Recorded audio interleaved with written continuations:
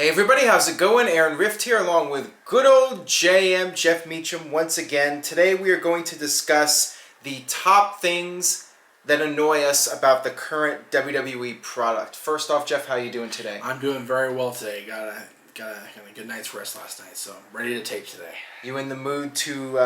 I'm definitely in the mood to criticize WWE. I'm always in the mood for that. Yeah, you're always in the mood to criticize and be a smark, as we all tend to be sometimes. I'm terrible. I'm the worst. Yes. So this will be our chance to be the armchair quarterbacks and sit on our ass and talk about what's wrong with a company that's making millions of dollars and doing very well for themselves. That's right. Almost $6, yeah. Yeah, I mean, there are definitely things that bother me about the WWE product. Me too.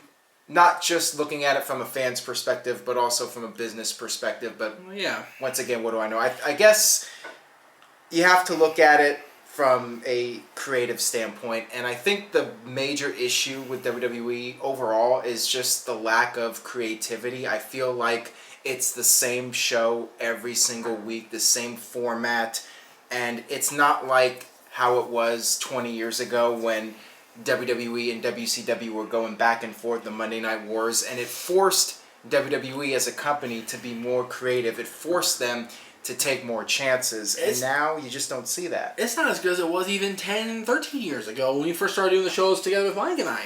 You know, back then there were two distinct brands of WWE that had completely different products. And they were both trying to compete to see who was better between the two of them. You had SmackDown written by Paul Heyman, you had Raw written by Gerwitz, you had the two competing for their own brand bragging rights, I guess they have a pay-per-view for that. Yeah. But but even now there's one company, one champion that everybody's chasing, and there's one. It's just one, and luckily for people like me who do buy the WWE Network for $1.99, which we'll get to that in a minute, we have NXT, which is a great product. But the main roster product, if you don't watch WWE Network, if you're watching Raw and SmackDown, you're bored in tears. Yeah, and that's one of the things, the fact that there is no more brand extension, that means you have the same guys on Raw and the same guys on SmackDown, and it gets old very quickly. And one of the negatives is there's just too much television. I think that the product has been oversaturated. You have 3-hour Raws, and that's one of my things here I wanted to mention is the 3-hour Raws. And obviously from a business perspective, WWE has to do it. WWE makes more money. USA Network makes more money. The ratings have remained consistent at 3 hours. So from the ads make more money for the sponsors. Yeah, so, the business on the business side, you have to keep it at 3 hours. But creatively, I mean, you have to feel for the creative team how burned out they get trying to produce 3 hours on Monday nights and then 2 hours on SmackDown and then main event and then NXT, and it's just too much. Superstars. And then 12 pay-per-views. Plus, at least. Yeah, now you got 13 or 14. You got King of the Ring specials. Who knows what other specials they're gonna have on the WWE Network? It's just so much content that it's too much. I mean, I miss the old days when you had a 2-hour Raw and there wasn't even a SmackDown back then. Nope. And you had guys on television once a week. It's not like you see them 2 or 3 times a week. And now you get guys that are on 3 or 4 segments on one show, like we saw with Rusev and Lana on Raw. Yeah, 2 weeks ago, that was, I definitely missed the days where not only did we have a choice of who to see on Raw or SmackDown, I missed the choice with the remote in our hand between TNT and USA. Yeah. I miss WCW. I will forever miss WCW, and so do a lot of the talent. They mention this all the time on interviews and everything, how they miss that there's real competition. People will say, well, TNA's competition. No, they're not. No, they're not. Yeah. They're not. WWE has booked themselves into creative oblivion with 5 hours of first-run TV every single week. Right. They're killing themselves. Yeah, and, the lack of creativity overall, because like I said, it feels like it's the same show week in and week out. The typical format, it opens up with your 15-20 minute promo. Usually it comes out, it starts off with the heels coming out and you have them talk for 10 minutes, then you have somebody interrupt, and sometimes you'll have one guy interrupt and then they'll make a match and then he says, oh, by the way, that match is going to take place right now. Yeah. They do it every single week or almost every single week, and it's so repetitive. It was last week on Raw, I believe it was, that Stephanie made a match right now with the champion in the match. The World Heavyweight Champion opened the goddamn show with a match. It's terrible. Well, they do last. that. They do that all the time, and it doesn't really matter on Raw if the champion wrestles in the opening match. But well, no, but I'm just saying, if he's going to be the champion, then have him be the champion. Have him be the guy that's going to carry the show throughout the whole show. And yeah, he did carry that show because he was in the last segment also. Yeah. But if you're going to have your champion wrestle, have him be at least a marquee match. Not some throwaway tag shit. No, I understand that. And I understand that, but also, speaking of Triple H and Stephanie, oh boy, another thing about Stephanie is, are they heels or are they faces? I hate the fact that 1 minute they come out, they're these hated heels, but the next minute we're supposed to respect them and love them for creating this great product. They talk about how great NXT is. You have Triple H there, and you have them doing all the charities and stuff. And, it's just hard for me to pick a side with these guys. Am I supposed to cheer for them or am I supposed to boo for them? I mean, that's the one thing I don't like. Either be full-fledged heels all the way 100% or be baby faces. Don't, mix it up the way they're doing it. The fact of the Authority storyline started with Triple H and Stephanie, or Triple H being opposed to Stephanie and Vince. You remember that? Yeah. Back in 2013 when Hunter was coming off the match with Brock, and he was all concussed, and Vince was making him not wrestle, and Stephanie was agreeing with Vince. And then they had the whole thing going into SummerSlam where Triple H was grooming Bryan, and Vince was like, no, he needs to be this way. And Triple H was like, no, he's fine the way he is. And then, boom, he drops him at SummerSlam. That's what made that so heartbreaking. Yeah. Was we had Triple H on the side of our boy, Bryan Danielson, Daniel Bryan, and he pedigrees. And it doesn't make any sense either. So Daniel Bryan is considered a B-plus player, right? And Triple H looks down on him. Yet he's so high on the Hideo Itamis and the Finn Balor's and Kevin and makes Sammy. no sense. It completely contradicts itself. It makes no sense that the guys that have yet to even break through full-time on the main roster are held in higher regard as far as Triple H the character than Daniel Bryan, than Dean Ambrose, than anybody that's not Seth Rollins or Kane or whoever. Like, there's no consistency at all with the character. Because Triple H will show up at TakeOver and be a big old, like, I love these guys. I'm marked for these guys. And he'll go back home to WWE and be like, yeah, you all suck. Yeah, so... Like, what the fuck? It makes no sense. Yeah, it's really frustrating to me as a viewer when he does that. He goes back and forth. And Stephanie, at least, has not wavered on being a bitch. Yeah. She's been a bitch from the minute she left SmackDown 2003 as the general manager. Ever since she's come back, she's been a consistent pain in the ass. Exactly. And I like that. That's okay. Yeah. And I talked about how they'll do a promo and then that promo will turn into a match right now. After the that's ridiculous. I hate that shit. Yeah. I absolutely hate it. And another thing I hate is when you'll have a match and the match will get turned into a tag team match. You'll have guys run in and Teddy Long shit. Yeah, and then the match gets turned into a tag team match. That happens like almost every SmackDown, it seems. Well, SmackDown was the show where it started because Teddy Long, he was a tag team specialist. Teddy Long special. Teddy Long special. Everything's a tag team match. Yeah. And another thing that bugs me, the buzzwords. I hate that they always have to use these buzzwords constantly. And I know you're trying to promote things, but I think it's just overkill. Buzzwords like the groundbreaking reality series Tough Enough. I mean, they had to say it like 10 times on one episode of Raw. And I'm like, okay, we get it. It's a big show. Whatever. Right. Just don't have to say it a million times. And then the award-winning I was just going to say, the award-winning and $9.99. Yeah. I'm over both those things. I get it. I'm subscribed to the network. Most of the people watching Raw subscribe to the network. I subscribed day fucking one. I don't get these free months like the rest of y'all try to do, okay? I've been paying $10 a month for 15 months, okay? So I don't need to hear it anymore. I know how much it is. You know I know how much it is? Because I can't get anybody in my house to agree to shell out $9.99 more a month for fucking Netflix. Yeah. Well, you gotta choose, Jeff, WWE or Netflix. I'm like, okay, WWE. Is saying that the network is award winning, is that really going to convince anybody out there to Not subscribe that convincing me. isn't subscribed already to the network? Yeah. What award did they win? It was so spectacular. Did they win an Emmy? Oh my God, they won an award. I got to subscribe. Why don't you actually give people a real reason to subscribe, and tell them if you subscribe you can get this content and so on and so forth. You know, do that. Calling it award winning, it just annoys the people that are already subscribed to the network. You want to get people subscribed to the network? Have the Raw replays available that week. Well, for people that can't watch Raw right away, have it available on Wednesday or Thursday. They probably cannot do that with their USA Network deal. That's what I'm assuming. That's stupid. And you know, saying the WWE Universe, I'm so sick of that. Although I think Michael Cole has laid off on that a little bit. You know, he calls it the WWE fans or whatever. Yeah. We are still the WWE Universe, but they've been saying the word fans a lot more than they ever used to.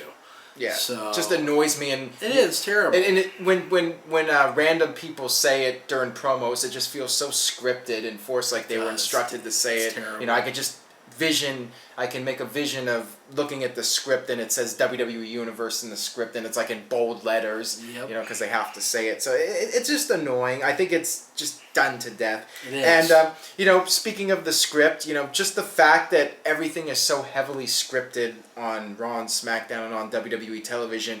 And even with guys like Seth Rollins and Kane, they had a backstage segment at the Payback pay-per-view. And to me, it just felt like two guys reciting off of a script, memorizing very their much lines. did. Very much did. Absolutely. And I agree. I wish that the talent would have more creative freedom when it came to promos and they could say what they want to say and speak. That's why I like NXT, because Hunter gives them those freedoms.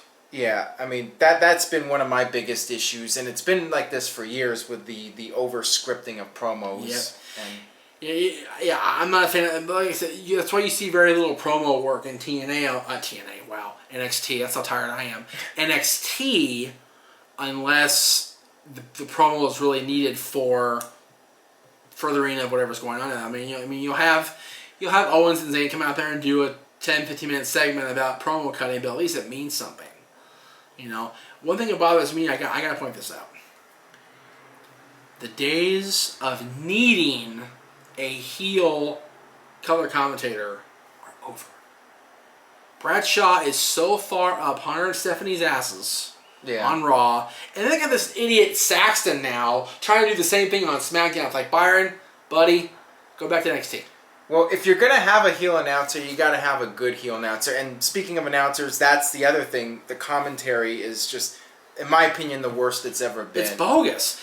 We do not need 3 people on shows. We don't.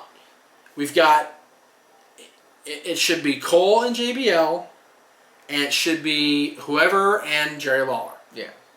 We don't need Saxon. We certainly don't need Booker. God.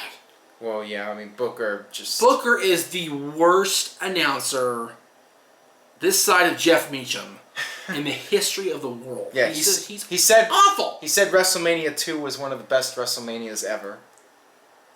Booker, are you freaking kidding me? 3 time zones couldn't save that WrestleMania. It was awful. He just wanted to say that because the Raw was in Nassau and they wanted to have that tie-in. It wasn't. And the Nassau part was like the worst part of the whole show. Yeah. Oh my God, Booker.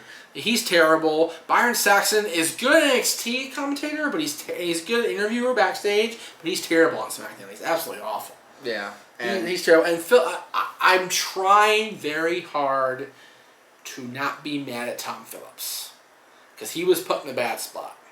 Because he's not Michael Cole. He's certainly not Jim Ross. But he's doing his best on SmackDown as far as the lead play-by-play guy. But he's not very good either. If you want to have Michael Cole be the voice of WWE, fine. Have him be play-by-play on both shows. Yeah. And then have JBL with him on Monday, or Jerry Lawler with him on Monday, and Bradshaw with him on Thursday. Yeah.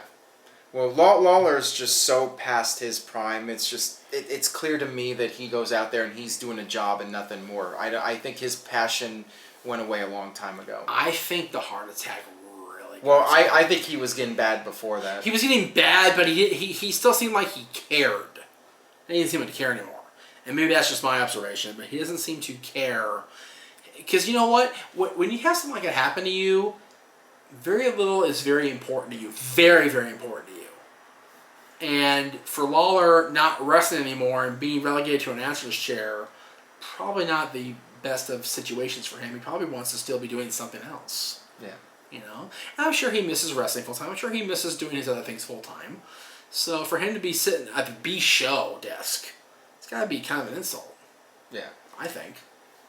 Well, I mean, it is what it is. So, yeah, I would like to see something different in terms of commentary. I feel it's very weak overall. And Michael Cole, he does a really good job. He has a difficult job to basically carry everything and make sure everything gets out that needs to be said. Yeah. You know, he really does deserve credit for that. But I feel like it's not as good as it used to be when you had Jerry Lawler and Jim Ross together and Bobby Heenan and Gorilla Monsoon and even Vince did good commentary despite his what a maneuver commentary. But you know what? That was for the 80s. It was different. It was a different time. Yeah. I mean, you know, Vince recognized he was no longer a good announcer anyway, and that's why he took the announcing headphones off. Well, I mean, the thing is, Vince knows what he wants. So when Vince goes out there and does a commentary, he knows what needs to be said, and he does it. So, you know, that was the one good thing about Vince on commentary. He always got the storylines across and made sure the viewers knew what the stories were and all that. He wasn't back in the back screaming in the guy's ears. Yeah, exactly.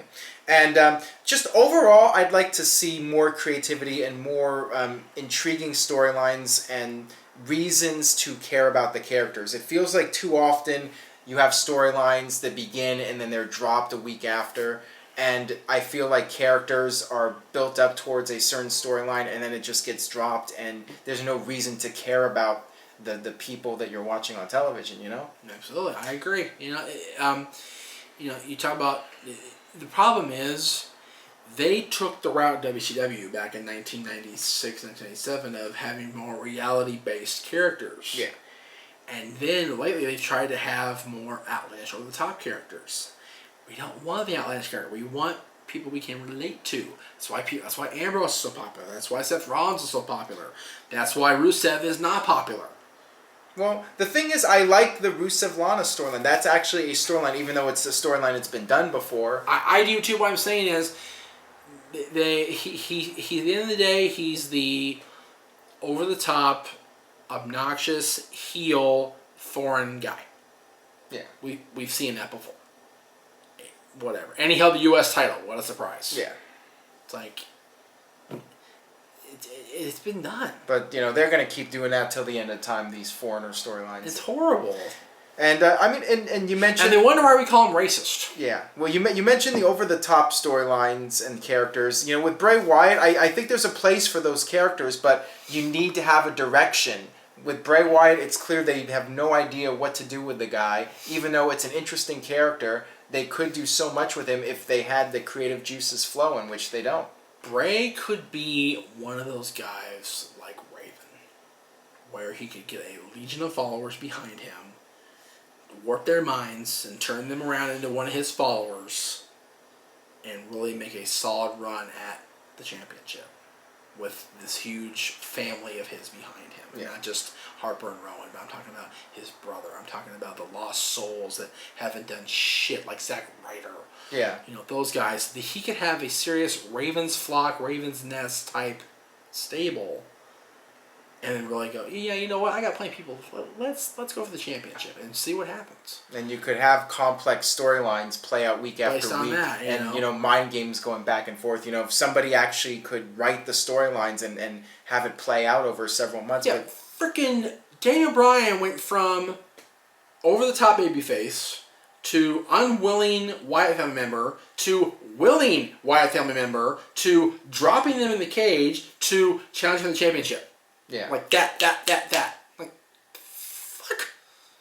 Yeah. That was terrible the way they did that. The whole thing with Bryan. I mean, it just goes to show they really don't. They have no idea what the fuck they're doing. Yeah, so I wish they had a better creative team and they had more original ideas and the company was willing to take more chances to give us something that we haven't seen before. Well, but Vince will point out to you in an interview or Triple H that they're a publicly traded company now. They can't take chances. They have to adhere to the product. They were a publicly traded company in 2000. They had better storylines then. This is true. At least in my opinion. I just agree with you. And, you know, one more thing I wanted to add. enough with the contract signings. I'm so sick of them. Yes. Like every month now, it seems there's a contract signing. Although I will give them credit, they kind of did a little twist on it with the build up to Elimination Chamber with Dean Ambrose and teasing that he had to come out and sign the contract at the end. So at least they didn't do a your typical contract signing segment. Yeah, that's one thing that's scary. They actually had one of those in NXT for the women's title match. And I'm like, it devolved again. You know, it is difficult. It is difficult to come up with different stuff when it feels like everything's been done by this point. Yeah. It is hard to be original. It is hard to come up with new things. I'd just like to see a little bit more creativity in the WWE landscape. I agree, and that's what. It's so funny that you mentioned that, because not just WWE, but anything in wrestling. Because how long was I gone? I was gone for a long time. I was gone from this channel for almost 4 years. It's full time. And I did other shows, I do other projects, I was involved in indie wrestling for a while, but it felt like I needed to be back where I could be most creative and do the outlandish stuff and be more me, I guess.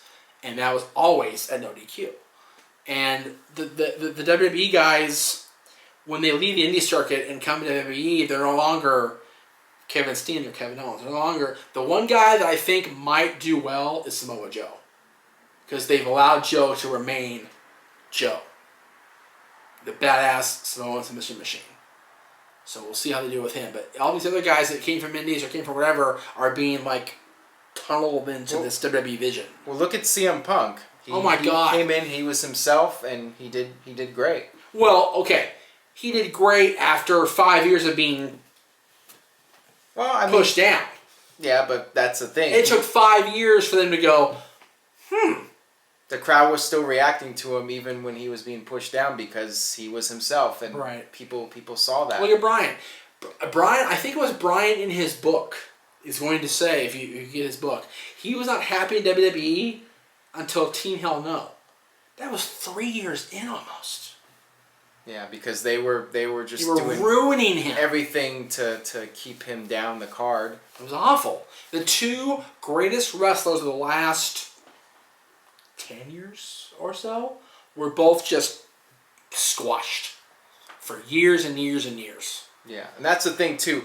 If somebody is getting reactions from the crowd and somebody's respected, you got to just let that guy go all out and do his thing. Holding him down, it just seems like it's counterproductive. It's a different era. It's not like the 80s where you have to be this 6'8", muscle-bound competitor to make it.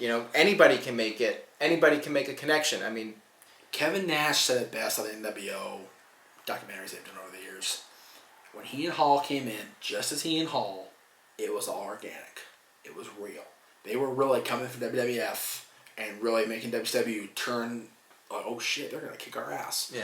And then Hogan came in with, and it was like, fuck, this is wrestling. We're having the real stuff. Yeah. It took them editing Hogan down to make it look more organic, look more real, that NWO lasted for as long as it did. Yeah. You notice, when Hogan would go to the ring as NWO and WCW champion, he'd be out there for 100 promo, like, oh God, Terry, just be quiet.